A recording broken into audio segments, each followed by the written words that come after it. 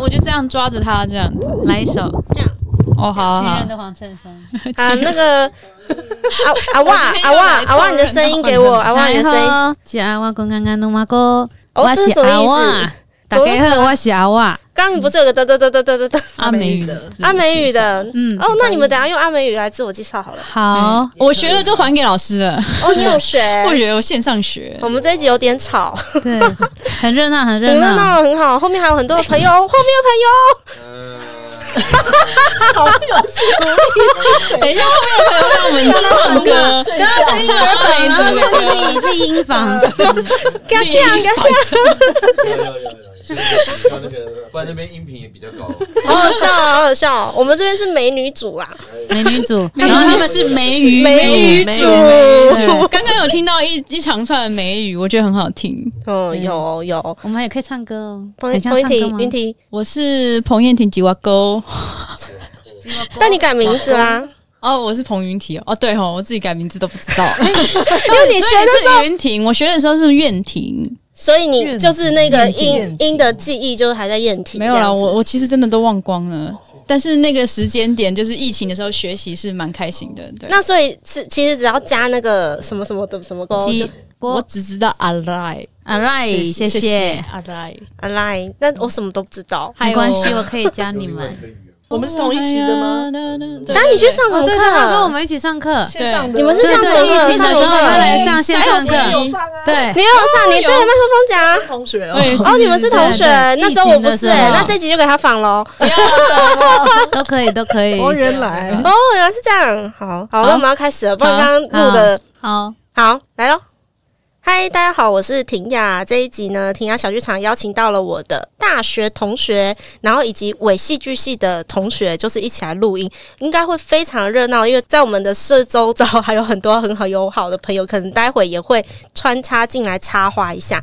那我要先邀请一下，我就是我大学的好朋友同学，叫做阿哇。嗨，你好，我是巴斯兰岸缓缓书屋的阿哇，叫刘于仙。你刚刚的那一串是什么啊？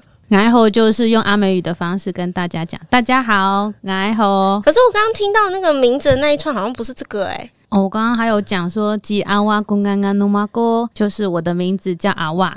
是阿美语的名字阿哇，然后本名是刘于仙。对，好，然后在旁边的话是在大学的时候啊，我们常常都会一起出没，就我跟阿哇，然后一定还会有他叫朱咪，然后常常他就被问说你到底是哪一届的啊？我们先邀请朱咪。大家好，我是朱咪朱以伦，就是以前大家问我说朱咪你到底是哪一届的啊？我就说我其实不是文化戏剧系的耶，而且我甚至不是戏剧系的。但是你就出没在我们周遭你参与了非常多春季剧展，而且那时候我们就是还一起做花灯啊，然后去奇怪的剧团然后有一瞬间嘴软。对，我们待会这些黑历史就不聊，我们聊别的OK。 然后在我旁边呢还有今天加入主持群的彭云提，我们欢迎云提。嗨，我又来凑热闹了，我是云提。那你要来一段阿美语那个吗？好像现场只有我不会。来吼吉云提嘎咕嘎咕。哦，就这样吗？那也要教我。对，好，那你就要先讲来吼吉吉婷雅嘎咕嘎咕，对，嘎咕就是我。对，哦，原来是这样子。好，那今天充满了阿美语，是因为我们要来介绍一本老人的森林的这一本绘本。那我们的阿哇其实他主要负责的是文字，然后我们的朱咪朱以伦他负责的是图像。等一下，你也有阿美语的名字你要不要讲一下叫什么？好，然后吉尼嘎尔古刚刚努马古。所以那个名字是尼嘎尔，那是什么意思啊？尼嘎尔意思是起得比太阳还要早就起来工作的人，就是很勤劳的人的意思。那是谁帮你取的？就是太巴朗部落有一个那个拉古阿阶层的阿公，他给我的名字。那你是为什么会让他觉得你是一个就是比太阳还要早起的人，然后帮你取这个名字？那时候是我们去就冉而山剧场的团长倒数他的年龄阶层，就应该算都是阿公年纪嘛。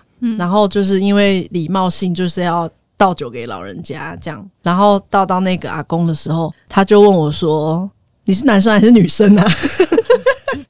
我就说我是女生啊。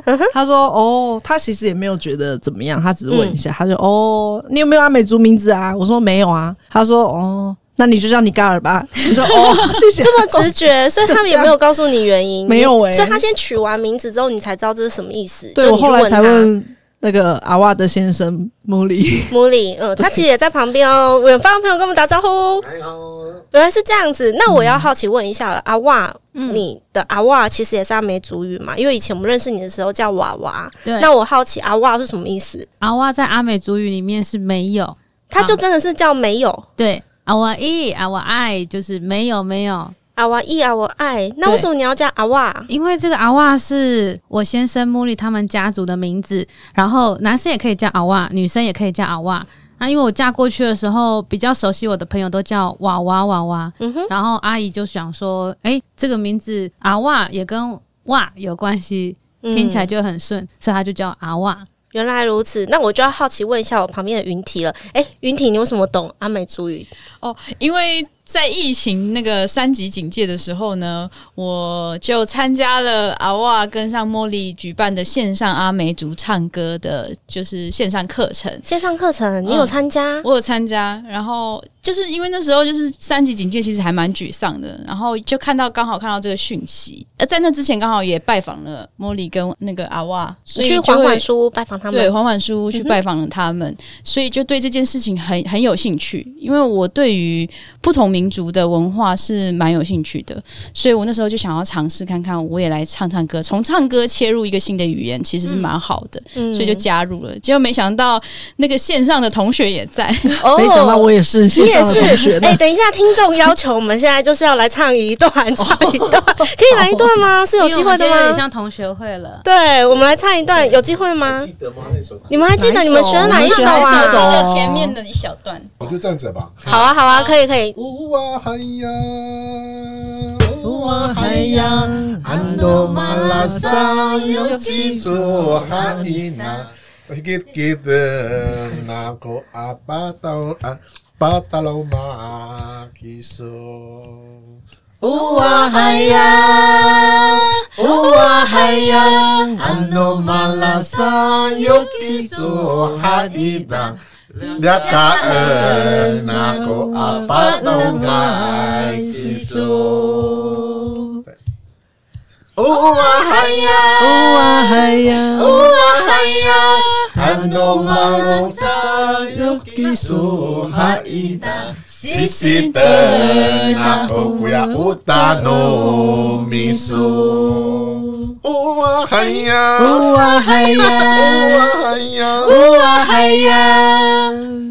哇！我要问，因为只有我听不懂吧，所以这首歌是什么意思呢？这首歌呢是因为喝了酒，然后喝醉了，所以呢他就走在路上呢摇来摇去，然后呢有3种的可能带回去，一个是牵着他带回家，然后这是一种，另外一种呢是用那个什么用手推车呢把它装在上面，然后手推车送到家里这样，然后第3种呢就是当他吐了之后呢，我就会帮他擦拭他的呕吐物这样子。所以刚刚一直重复的那个嗨呀，那个是什么意思啊？那个是属于在歌谣里面的一个生词，声音的声声词，对，它是生词这样子。掌声鼓励，太厉害了！而且一唱大家都会唱，对，就大家都跟着唱，直接变成合音这样子。好，那我们这一集就会充满着阿美语。我们刚才戏称说，我们这里是他们是美语组，我们是美女组。对，我们是美女组，他们是美语组。好，那我们这一集啊，就是邀请到阿瓦，然后跟朱咪。那主要是因为他们有一本新的绘本，就是现在已经可以买得到了。那要跟谁买呢？要跟你说说工作室，它其实也是一个阿美语，对不对？你搜搜是这样念吗？你搜搜，对 ，OK， 就是李搜搜工作室就出版了一个老人的森林，那其实就是你们这个工作室出到第3本绘本了，对不对？那刚好这一本呢，就是我的2位好朋友阿瓦跟朱咪他们一起就是从无到有的创作，所以今天婷雅就很好奇的想要请他们来聊一下，因为以前在大学的时代不会想象到你们会做绘本，也不会想象到说你们居然跟阿美族会变成就是这么亲密友好的关系，所以我有很多很多很好奇疑问的地方。朱咪感觉比较有一点关联一点，因为其实在大学的时候他就有很多绘画相关的就是这一类的创作了，是不是对你来讲以前的创作跟现在要做一本绘本你觉得是一样的吗？有类似的地方，但又其实蛮不一样的。那你要不要讲一下不一样的点是什么，然后我们再来切到就是阿哇这个地方。好，就以前就复习美工之后念台艺大工艺设计系，然后又跟文化戏剧的好朋友们混在一起。其实我一直都是做幕后啊，就是平面设计、节目单啊、库卡，或者是也有尝试过舞台设计，后来有尝试过一次那个服装设计。对，然后画图都很基本的嘛。我觉得其实就是绘本的画面构成其实可能跟戏剧还是有些关系吧，因为戏剧也是一幕一幕的，然后一个画面一个画面，不管你是对啊，就是整个舞台的那个空间感，就是那个氛围的酝酿跟场景设计，我觉得跟绘本的跨页那个感觉其实有点类似的。然后画小草本的时候，其实也是跟比如说也有点像电影系或者戏剧系会画那个类似分镜图的东西，会有一些关联吧。对，所以你觉得是有一点关联的。那我就要来考阿哇了。我听说是不是其实你跟朱咪的沟通上面用了关于剧场的一些技巧，你做了什么事情？因为我们以前在学校的时候都会做午间本嘛，对，那午间本其实就是一幕一幕，然后你要这一幕你要做什么，然后你会画图，你也会用文字说明。对，那我一开始文字出来的时候其实也是有画面的，所以我就把它写得很像，有点像脚本，我自己觉得像脚本一样，因为我想说先让他去阅读了文字之后，然后可以再进一步的知道说我的画面是什么。那当然我的画面是文字的画面，那朱咪一定也会有他想要诠释的绘图的画面，可是至少在我们用文字一开始来沟通的时候，我们会第一步先看得懂彼此在想什么或是在讲什么。那这个东西其实也就跟我们过去在戏剧系用午间本的方式去沟通，我觉得蛮相近的。你觉得是相近的，用午间本或者是排柱的那个画走位的那种概念？我这样子跟你们讲，你们就知道我是怎么做这件事情。对对对，完全有画面耶。对啊，但我觉得听众可能听不懂，所以我觉得要来介绍一下这一本绘本在讲什么了。它叫做《老人的森林》，然后其实前面有一段阿美语，对不对？你可以帮我念一下吗？它叫做嘎啦嘎啦山啊，吉拉吉拉岸。哇，好有音律感哦，好美哦，好美哦！可以再一次吗？好不好听？嘎啦嘎啦山啊，吉拉吉拉岸，好可爱。然后嘎啦是老人的意思，那嘎啦嘎啦山它就是有很多的老人家，然后我们的吉浪是树，那吉拉吉浪就是很多的树，就变成森林哦。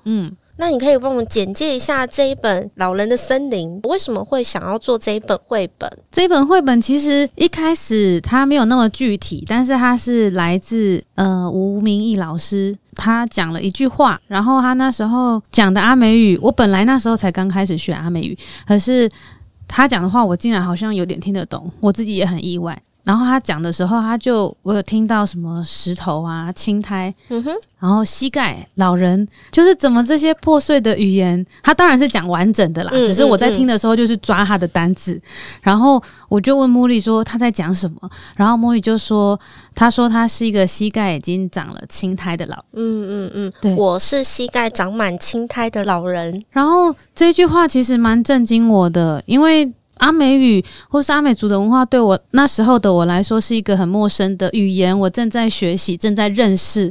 可是他对于老这件事情，他是这样子的面对，而且是跟大自然在一起，然后我就会很想要去学这个语言，然后去跟老人家说话。所以你现在其实是有办法直接就是用阿美语跟这些阿美族的族人们说话的吗？如果是生活简单的对话是可以，那因为比较常是听的会比说的好。我觉得好像讲到这边要来讲一下说，请问一下阿旺，你现在是住在哪里呀？我现在住在花莲的达巴弄太巴朗部落。那如果你要从台北到花莲，可以坐到光复火车站。那刚刚讲的巴斯兰岸缓缓书屋就在光复火车站旁边，走路30秒就可以到的地方。对，而且听说你是这个书屋的负责人。对，我是主要打理那边的人，但是我们家的店长是一只黑狗库玛小姐。是一只黑狗，为什么是一只黑狗？库玛小姐为什么是一只黑狗？因为她每天都在睡觉，所以我觉得她应该有一些任务。那她当店长非常称职，因为她都会陪伴我们，而且她很会送客。哦，很会送客，他不是很会接客，他是很会送客，很会接客也很会送客，然后他都很乖，在旁边陪着我们。所以是你们养的狗。对 ，OK。讲到这个缓缓书屋啊，我觉得你们在粉丝专页写的那一段好可爱哦，我来念一下。那间在光复火车站旁边的缓缓书屋，他们星期3、4、5有开。下午1点到6点，6日有时候会办活动，记得看他们的粉专。那喜欢的话，按赞打卡就对了。而且我觉得缓缓的这个名字也取得很好可是它阿美语其实有另一个意思嘛，要不要阿哇也讲一下它是什么意思？阿美语叫巴斯拉岸，那在阿美语里面，你看到 AN 就是地方的意思，那巴斯拉它是呼吸放松，喘一口气。那当初其实我是想要叫它一口气书店，感觉非常坚韧，但是我朋友一听就很奇怪，他说感觉很不吉利，所以他就说还是我们就叫缓缓，就是可以放松，对，然后一致通过。OK， 通过。如果我在场的话，我也会通过，真的。然后听说朱咪，你现在也不在台北，讲一下你现在在哪里，然后在做什么事情？我现在就是因为跟阿哇合作老人的森林的绘本，然后就发现原来不是会画图有文字就可以当做绘本，然后所以我后来我就报考了台东大学的儿童文学研究所，所以现在目前大部分是住在台东。我们就很好奇了，所以你那个儿童文学研究所在学什么呀？儿童文学研究所它主要还是以就是文学嘛，儿童文学为主，但是我是身为一个创作者，然后想要进去进修的角度的话，我觉得主要是可以学到儿童文化相关，然后儿童观，然后还有当然基本的儿童文学相关的历史跟研究课程，比如说图画书研究或是动画，我们也有动画研究课，对，然后老师是专门在研究宫崎骏动画的那个尤佩云老师，然后还有脑子很帅的蓝建宏老师，脑子很帅，怎么说？法国念戏剧回来的老师，对，他就是非常的博学多闻，藏书超多，对啊。蓝建宏老师是那个写了什么史坦尼的那一整本书的蓝建宏，应该没有第二个蓝建宏对，应该就是那个蓝建宏。我可以先问儿童文学相关的吗？好，给你问。我小时候是那种就是会窝在国小的图书室，把所有的绘本看完的，但是那个看的感觉就会觉得你没有办法想象这些书是一个大人画出来的，你会觉得他就是跟我在一起，就是我那时候还是国小生嘛，就是你在看绘本的时候会有一种感觉是这本书跟我是一样同年龄的感觉，甚至写出来的人都是跟我同年龄，而且我们是在一起的感觉。所以其实你刚刚我第一次听到你说什么儿文所的研究所这件事情的时候，我觉得这件事情被提点了一下，就是原来我看的这些书是一个当时比我大的很大的大人在创造给我的世界。我觉得这件事情是很有趣的，就是我突然不知道为什么刚刚突然有这个感觉，所以可不可以想要问一下你，就是在一个大人在创作儿童文学的过程当中，他必须要了解些什么关于儿童的想法吗？心理啊还是什么的？就是刚刚有提到就是儿童观的这个部分，其实就是包含这个，就是我们是用大人以为的眼光去套儿童，还是我们真的站在儿童的立场、儿少的立场去就是设身处地的想，这有需要经过什么样的训练或是什么样的转换吗？因为毕竟我们的年龄就是一直在长嘛，所以其实要我们现在这个年纪然后去贴近小孩，其实我觉得还是蛮难的因为我以前在这个非人集社做小孩也可以看系列的时候，我们也是试图的就是想要把自己放在跟小孩是一样的位置，就是我们会有一种蹲下来跟他们说话跟他们平视的这种感觉。可是我觉得就是关于做亲子做儿童的这一块，现在小孩又越来越成熟了，所以我也很好奇说这个儿童观就是老师是怎么样带领你，就是好像可以找到那个视角，或者是去更贴近他们，你们有做什么样的训练或什么就是可以跟我们分享的？我们有一些比如说儿童文化的课程，然后老师是有带我们去看他写的一些文章然后也有请相关的创作者到所上来做讲座，然后那时候是有请了一个什么儿童文化设计师，他可能是帮孩子设计一些活动或是游戏的玩具，或是大型玩具，对，大型的可能像游乐场那一种的吧。然后我比较有感的其实不是儿童文化科，是就是蓝建宏老师的。那你讲一下蓝建宏老师本人很帅气的脑袋，他非常有趣。这算是告白。蓝老师脑帅是瓜牛想的。那个蓝建宏老师，我们除了上他儿童文学导论课，那时候刚开始认识他，然后他就是有时候会他很在意用词遣字。因为有一些同学可能会讲出比较专业术语的词，但老师就会说我们应该要讲一个更切合实际层面的，不要用一些专业术语来套。他指的是跟小孩沟通的时候吗？还是一般在对话的时候？课堂上的时候。OK。然后后来就我觉得这一点，我就会觉得他跟别的老师不一样。对，然后后来我们又有修了他的那个诗歌研究课，然后蓝老师超酷的他都找了很多很有趣的影片，他鼓励我们要叛逆，他就是放了那个什么有那种街头涂鸦的，他就说你们敢这样吗？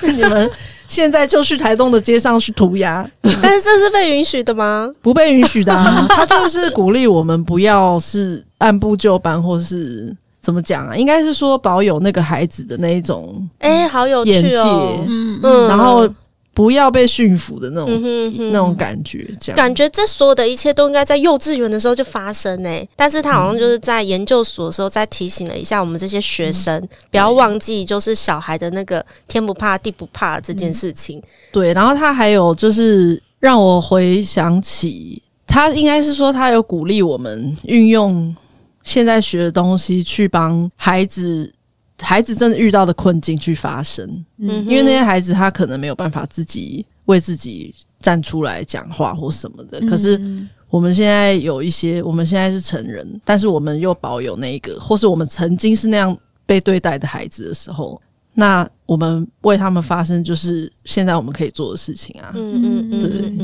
你讲的为孩子发声有特别的什么样的指涉或什么吗？比如说我们那时候诗歌课有一个学姐，就她还蛮猛的，她做的诗很酷。她是先用很多日本的状声词，然后念过去之后你只听得出来是状声词，但你不知道那是什么意思，然后最后她才解释说其实那些状声词都是一些，比如说他说日本其实有一个那种词汇本啊，就是都是在写状声词，他们分得很细，就有点像阿美语的词分很细，有那种刺进去拔出来的声音，或者是什么很闷热，或是什么刺刺的，或是乒乒乓乓各种的。然后他最后才解释说他那一首诗其实是前面的状声词是在写说父母吵架的声音，然后小孩子听到之后很害怕躲起来在房间里闷在被子里之类的声音，然后之后是妈妈因为承接这种压力然后虐待儿童刺到皮肤里拔出来的声音，然后最后很像是一把火烧掉的声音，就非常很震撼，真的非常惊人。我们光听就很震撼，就是用状声词，然后我们就可以他就做了一想象，对状声词的诗，一首诗，然后就有一个画面，它很像我们剧场在开启想象力或什么，然后不能讲话，你只能发出声音。你们记得我们上过这类似的课吗？就是不能讲语言这件事情。对对，就很像这样子的课，但是它是一个诗，然后是日文。对，因为那个学姐自己有在学日文，然后她想要呈现的就是日本的儿童的生活的现状，其实是有这些就是黑暗面。OK， 但是其实如果你不讲它是用日文或者是日本的这个背景，光是那个状声词摆在台湾也是成立的啊。对啊，对啊，也是成立的因为小孩子的感官通常是没有修辞的，对啊，他是只是用感官的接受，所以这个东西我觉得其实非常的就直接就有画面了。你光是你那边讲，我们就有画面了，对，就觉得那学姐超强，对，超强的。然后你刚刚有 cue 到阿哇，就说跟阿美语有很相似的地方，跟我们解释一下那是什么？其实我们之前那个马伊亚盖吉姆里第2本绘本叫做《贪吃的牡蛎》，然后它在里面其实以伦他是那一本的美编，是那另外一个朋友他是绘图者。那时候主要沟通还是由我跟以伦去做讨论。那我们像有面包果掉到地上的声音，就是的啵的啵，它就是掉落的声音。然后还有那个他在吃东西的时候，他是ngosh ngosh。哦，对，它就是会有种咀嚼的感觉，但是这个是在阿美语里面本来就有这一些状声词吗？对，哦，它是算状声词还是形容词？它是算状声词，状声词。对啊，就是掉下来就啵啵。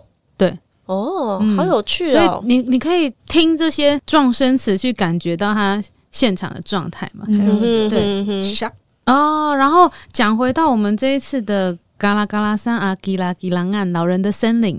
我们有一个，我中文是写咻咻咻的车子，因为这个咻咻咻在我们的中文里面也是快速的意思，对。但是阿美语是 sharp， 对，所以他就是用这个语音的方式去表达快速这件事情，因为阿美语不可能讲咻咻咻，对，这个不是在同一个语言上来表达。对，所以我自己在看这个老人的森林啊，我会觉得里面有好多形容词哦。然后我也有看了一下，就是你们在介绍里面也会提到说，跟我们在表达中文的时候有很不一样的地方。它带给我的感觉是很多形容词，然后很有意境，然后感觉是很有画面的。所以我觉得真的要再切回一开始问的，你们一起来创作这本绘本的时候，这个文字的组合是怎么长成的？是你们有去访问老人吗？还是说这个是一首古谣还是什么的？我真的很好奇，可以再跟我们多讲一点吗？文字的部分是我创作的，但是一开始它比较像是童诗，对，它的文字比较简短，所以你把它写成一个童诗。就是一开始的版本它是像童诗，它也比较简短，跟现在的比起来，现在的话其实就会是它也有一种诗意的感觉，但是它我觉得完整度比较高，然后它要去阐述的内容也没有当初写童诗的比较轻巧。因为它现在有很多形容词，它这些形容词可能是一些现代的场景或是自然的环境，然后一层一层的堆叠，然后其实到后面你会发现，其实这个就是2个人的对话，可是这2个人是谁呢？他们彼此又好像都不认识彼此，然后到最后才有一个像是老人，一个像是孩子，他们慢慢的去带出他们在哪个环境，然后他们在讲什么事情。所以你一开始在写的时候，你就把它定位是童诗，是给小孩吗？这是我好奇的点。一开始其实是想要给小孩的一个学习，但是这个学习就是因为我们小时候好像会有学过那个什么头儿肩膀垮下来洗脚汁对，就然后我们就会带着小孩一起比这些身体部位的动作，然后去学会这些身体部位，然后也唱了一首歌这样的感觉。然后我那时候在学阿美语，就发现有一点难，因为真的都不知道这些部位怎么讲，所以我就在想说，如果我想要这样学的话，我可以学贵州对，所以就想要写一个文字，它是在讲从头啊、眼睛啊、耳朵啊，然后阿美语的是党二是头，然后眼睛是马大，然后党一啦是耳朵，然后哑巴是嘴巴，就是他透过一系列的文字，想要把这些身体的部位带出来。那时候的想法是这样，所以你的起源就是刚刚那一首我们小时候会唱的那首童谣《伦敦铁桥垮下来》。对，原来是这样子。所以最原本的版本叫做 Hogalan，Hogalan 是放松吧。然后我记得那时候还非常的简单，就是中文的话就是什么头放松，然后什么耳朵放松，眼睛放松。今天下午那个彭云提在上的课，对，就是我们戏剧课也很类似，就是它经过了一个过程之后，然后它会让你很多东西都放松。然后我里面还有什么屁股放松，然后就是希望跟孩子互动，或许他会讲说眼睫毛放松，他会把它的一些认识的词汇，他都讲出来，这是我所希望的期待。所以那个时候叫做 Hogalen，对，跟现在的版本就方向是不一样。所以你那时候在创作那个 Hogalen 的时候，你真的有把它设计成一个教案跟小孩互动吗？算是有，真的是有。然后朱咪有画出水彩的图，对啊，水彩的图，你要不要跟我讲一下？我好像有看到这一则，它好像是已经是2年前的事情了，对不对？你是用水彩画的，然后有一只紫色的猫，有可能已经3年、2年、3年了。对啊，你可不可以讲一下，就是当时你的创作，然后到现在又有什么样的转变？那时候 Hogalen 的时候，因为那个文本也是比较是给儿童的，所以画风我就是采用我以往习惯的，就是水彩加色铅笔。就是那时候可能对于幼儿绘本的想象，我个人可能也比较贫乏吧，就是也是画的比较可爱一点。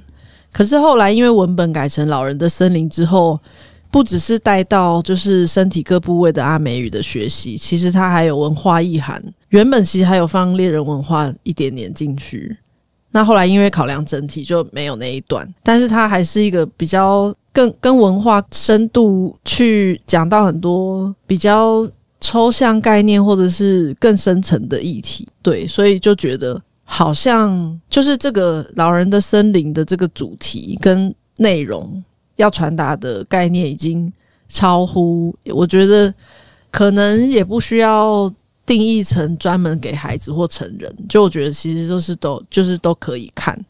然后但是我自己是觉得后来用水彩示画老人的森林的图的时候，就觉得它有点太轻了，很薄单薄的感觉。然后那时候其实原本是想到说那个土地的厚实，地球大地那种感觉，可能油画会更接近那种厚叠感，可是油画干得很慢，然后我自己也相对没那么熟悉。后来我就上网就参考一些国外艺术家在 YouTube 上分享的作画的影片，然后就看到了一个德国艺术家的抽象画，他的画法很自由，我很喜欢。他就连刷地板的刷子，或者是把玻璃刮干的那种刮刀，或者是版画滚轮，全部都用上，就是没有用画笔。这样子也可以弄出一幅非常有意境的抽象画。然后也看到流体画、流动画的这种技法，然后就想到对耶，亚克力颜料其实它可以厚叠，它又可以流动，它就是透明跟不透明的画法同时都可以运用，然后它也快干。然后就决定用亚克力颜料这个媒材。然后第一张就是画了封面封底的这张图，因为那时候就真正的文本也没有画小草本，然后就是从最有感觉的一个画面就开始了。然后我那时候试着贴近这个文本的过程，也是就觉得自己都说很喜欢大自然，可是没想到真的要画关于老人的森林，画山跟森林或土地的时候，就觉得其实我好像离得很远，就觉得很心虚，因为我也没有办法，我体力也没有好到说有去爬百岳之类的。然后后来我就是有参考，就是那个有去爬百岳的摄影师朋友他拍的作品。他拍的作品也是画面很诗意，然后我觉得跟阿娃的文字很贴近，然后我还去想办法找到尽量能够借到或者是线上可以看得到的所有台湾山林有关的纪录片。就是让自己身临其境，去把那个心里有一种感觉，一个能量累积调罢满了之后，就赶快动手画，然后画，然后就休息，然后隔天再继续累积，然后一满就赶快动手画，这样子去掌握那个时间。哇，好好玩哦。感觉是费了非常多的功夫耶。那我就要问了，就是刚刚不是阿娃有在讲说他用一个就是戏剧系我们在做无间本或者是排柱的那一个画面或是电影的那种敬畏，然后去把他想象中的画面画下来，但是那个时候你是不晓得的，等于他先不给你看，然后他先给你是文字，然后你们各自长出画面之后再来对吗？对。那你们这对的当中是怎么样去沟通的？会不会有一些就是想法很落差的地方？我们可以举一小段就是来做分享吗？他画出来的那时候其实有不同的风格，可是我觉得他画出来的内容其实也接近我的文字里面。我刚才想到的是一开始如果光讲到那个画面落差感，我记得好像一开始咚咚咚的木头那边原本好像想要画的是阿美族早期年代跟木头有关的，比如说那时候好像有画什么捣小米还是什么。哦，你那个时候应该是画那个铅笔线稿的时候，对，铅笔线稿的时候。然后现代的就是有一个过去跟现在这个撞生时的发生的事情的对照的感觉，一个是以前木头的咚咚咚可能就是捣小米什么的，现在咚咚咚可能是砍树，有那种对比。那时候好像有想到一个这样的画面，那时候好像要画个前后景。对，但是后来当然是觉得不适合，就没有这样做。之前想的可能是比较字面的，想要呈现字面上的意思，可是后来决定的是言下之意的意思去用画面呈现出来。那讲到这边，我就想要问阿瓦了，那到底你创作这个老人森林，除了就是用阿美语去带小朋友认识说每个部位，然后可能有些想象，你真正想要从这一本绘本里面去带出什么样的议题呢？其实这个绘本的文字，我一开始的发想除了跟身体的词汇有关系之外，我是真的到最后写出来，我再回看才发现，因为在住在花莲的这10年10多年间，好久了。对，就是其实会遇到很多环境开发相关的议题，它就在我们身边。那大家如果有机会去花莲的时候，应该就是对于这样的自然的风景是很向往的，对。但是在我们的生活里面，这种现代的开发，然后跟自然环境的维持，其实它有时候也会成为一个冲突的状态。那这个东西它可以讲的很复杂，或者是讲的比较沉重，因为它有很多需要讨论的。那这个东西如果放在绘本里面，它其实不适合去用绘本去说明，它可能要开研讨会之类的。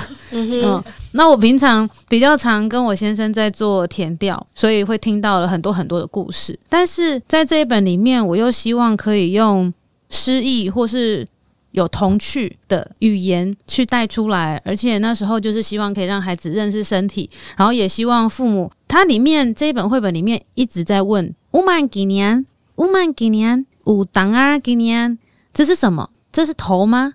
然后有福格斯几年，这是头发吗？就是其实我们在孩子的时候常常会用我们知道的东西去以为是不是就是这个，可是又会一直提出来，因为很多的好奇嘛，我就从这个方面去切入，然后也希望说就是孩子跟家长的互动它可以是双向的，因为可能他看到一朵云，他觉得像是叉子，但是爸爸可能看起来像水枪。对，就是这件事情它是可以在亲子之间发生，所以他可以看文字的时候，他会有现代跟过去的一些相关的议题，但是它也可以是亲子互动的一个过程跟方式。我有好奇，就是你在创作这个的时候，也同时在学新的阿美语，就算是对你来说是新的语言这件事，那你有在学新的语言的过程当中，你有觉得自己好像又回到了小孩子的那个状态？就是他有一个，对我而言，学习新语言有点像是用重新再看这个世界的感觉。你会有这样的感受吗？就是在学这个新语言的时候，你会有一个跟儿童时期或者是小孩时期的某种共同性的感受吗？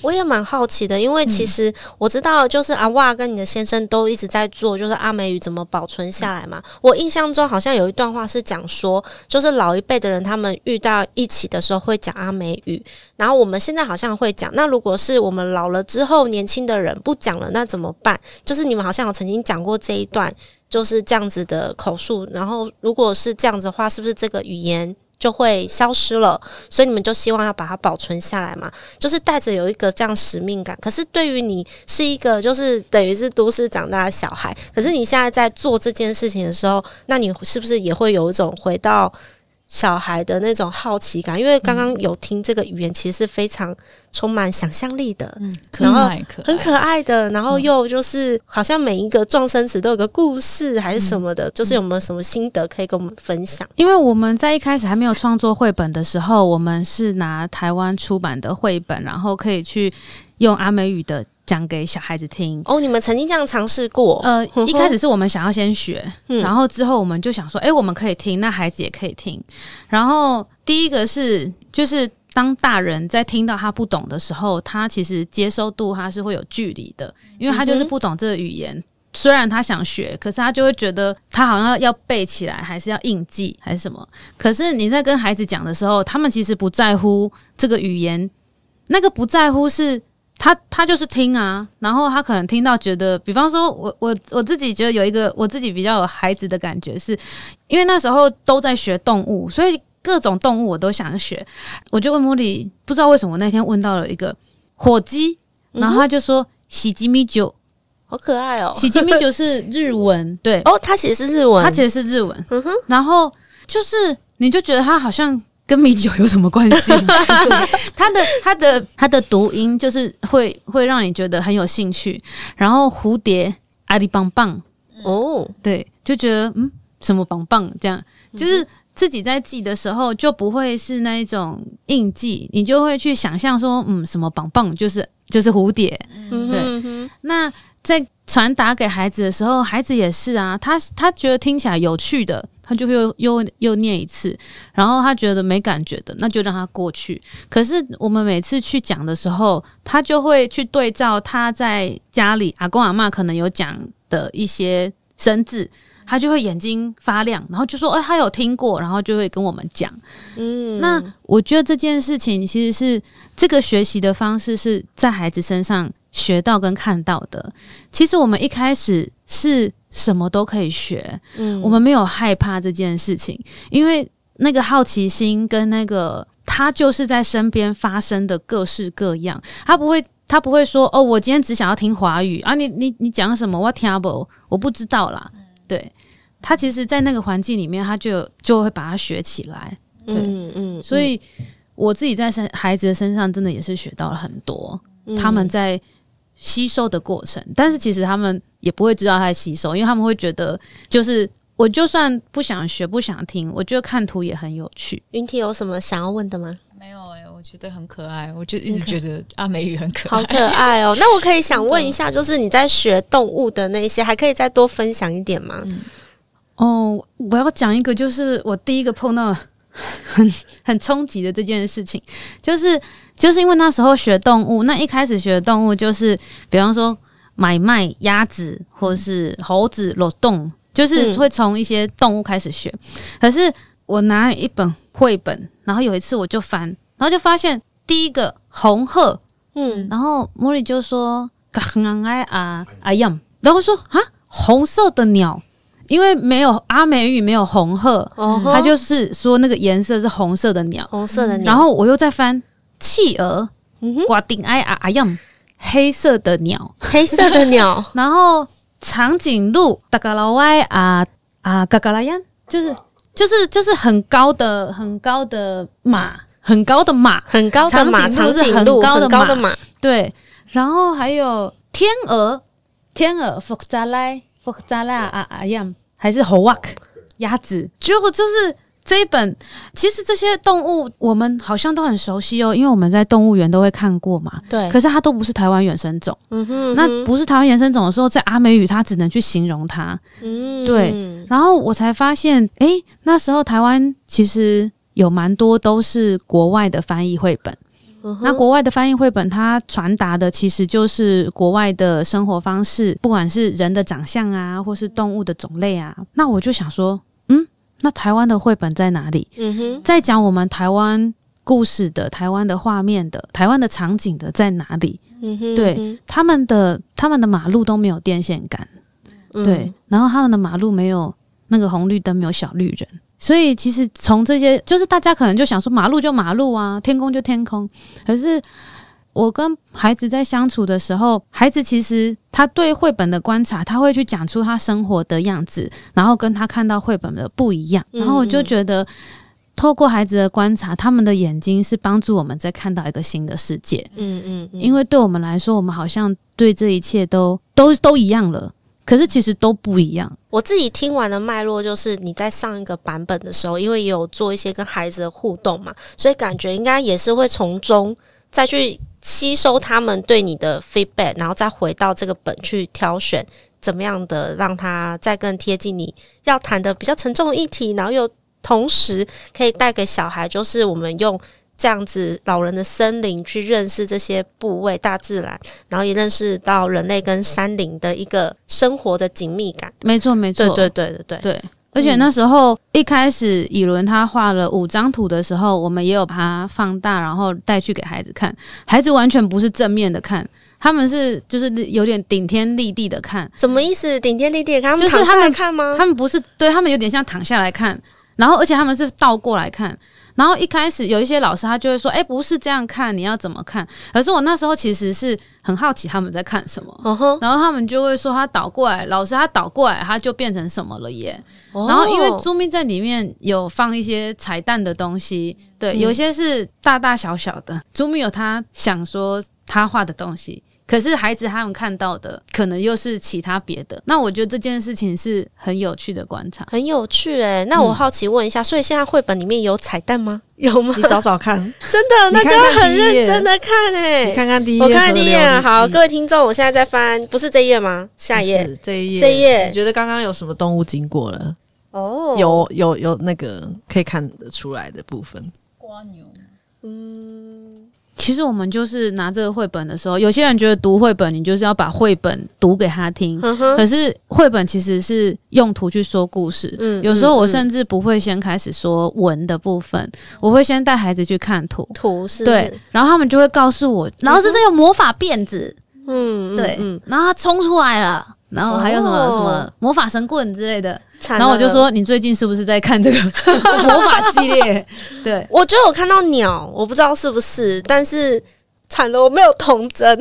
那每个人看到的都不一样。对啊，对，我有我安排的，但是每个人也会看到每个人看到的东西，所以其实没有错误的答案，没有错误的答案。所以里面其实是藏有一些彩蛋的。但是我刚刚说，我安排的动物在这本绘本里是有出现的，这一本书是有出现的，是有出现的。对 OK， 好的，那我们是不是在这个节目的最后看还有没有要补充的？不然我们就要来带一下就是买书的资讯，然后以及接下来是不是还有3场环岛绘本分享会？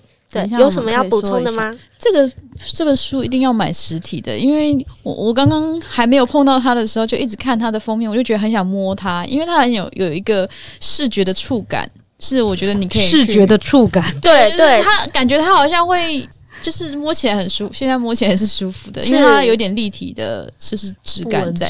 对，不纹质，应该也没有出电子版吧？没有啦，它就是实体的书，大家可以买一下。对，而且我一定要跟大家讲一下，就是我们刚刚所说的这个你说工作室，他们做到出版一条龙这件事情，我觉得非常的不容易。这背后都是多少年的累积，就是包含了文图创作，我们的阿哇跟朱咪，然后美编也是自己的，出版印刷也是自己来。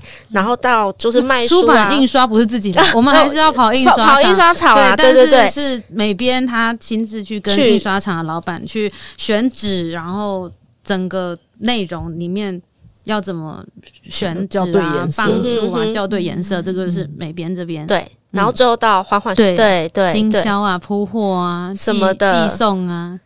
就是真的很一条龙，很一条龙，真是一条龙。今年是龙年一条龙。那我们就要来讲一下这个老人的森林要在哪里买呢？目前是你可以在李手你说工作室的粉专或是 IG， 它上面都有分享会可以填表单，然后如果你要购买寄送的话也可以填表单。然后我们现在购买绘本是一本书是630块，然后免运费，我们会直接寄给你，而且还会加码赠送，还有2张明信片和1本笔记本。会赠送明信片的原因是因为其实以伦在画这本绘本的时候，他画的绘页是超过你现在所看到的图页，然后我们没有办法把它全部都放进去，因为这样会太满，可是我们又舍不得让他孤零零的自己一个人，所以我们就把它做成明信片，然后想要让大家也可以珍藏。是有，我有收到。对，那接下来就是还有环岛绘本分享会，他们就是取了环岛，我觉得超可爱的，那个环其实是缓缓的缓，所以不是环岛，不是环游世界的环，是环岛。我到底在讲什么？慢慢的，大家应该听得懂，就是缓缓书店的那个环岛绘本分享会。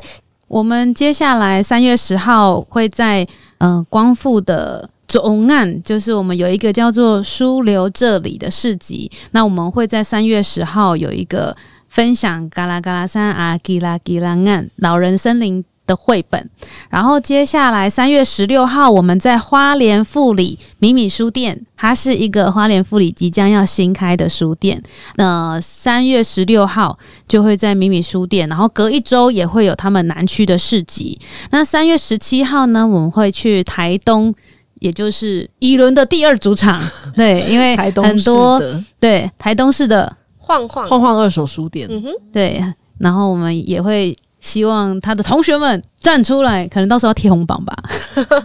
所以其实你们也是会跟着市集走吗？还是说平常就是也会出没在什么地方？如果要遇到你们的话，就是来花莲光复火车站。大部分都还是待在那边缓缓书。对，目前是主要是你说工作室在做贩售，那未来也会希望铺点到其他的独立书店，然后到时候这些讯息都可以在你说工作室的粉专看到。